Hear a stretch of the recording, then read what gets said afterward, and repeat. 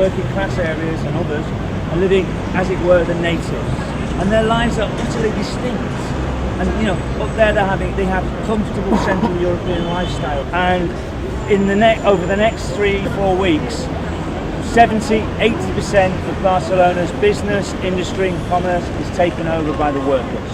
It has been described, Chomsky for example, as the greatest attempt in worker self-rule in history. The tour starts in Plaza Catalunya. There we talk about how the military coup talk about the context of the Spanish Civil War, cause, very briefly on the cause, and how the military coup is actually defeated in Barcelona, and also about the popular Olympiad, which is also taking place at the same time.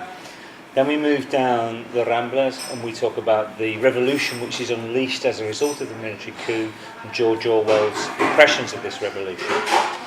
Then we carry on down the Ramblas. We talk a little bit about the social context of the revolution, the social conditions of the workers in Barcelona in 1936, which you have to understand the ferocity of the revolution, the ferocity of the events.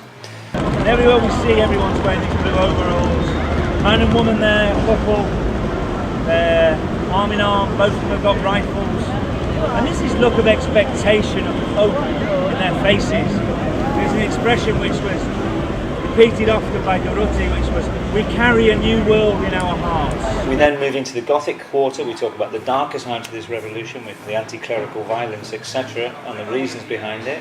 And we contrast the violence on the side of the Republic, the disorganised violence, with the state-sanctioned terror on the nationalist side or the fascist side.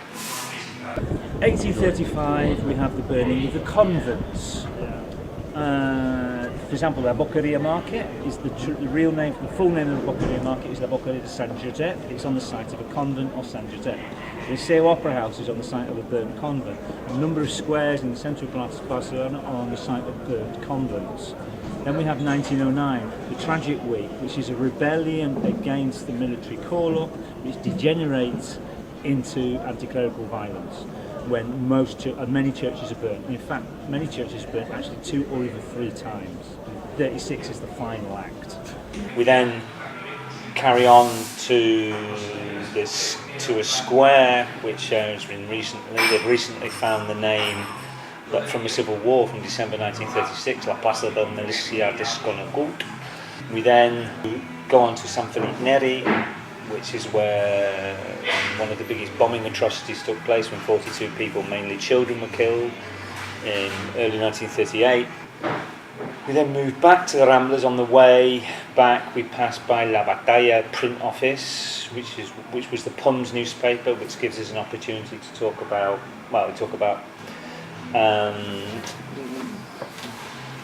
put the PUM as an anti-Stalinist party, and why Stalin wants to destroy them.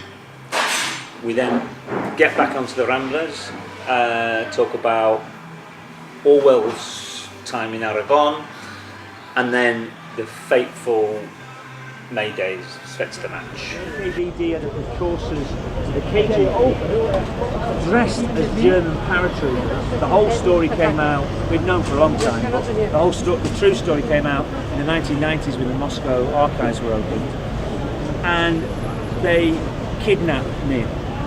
They take him to another house in the same town where they torture him to death. Because what they want from him is a confession that he is indeed a Nazi agent, so they can mount a Moscow-style show trial here in Barcelona.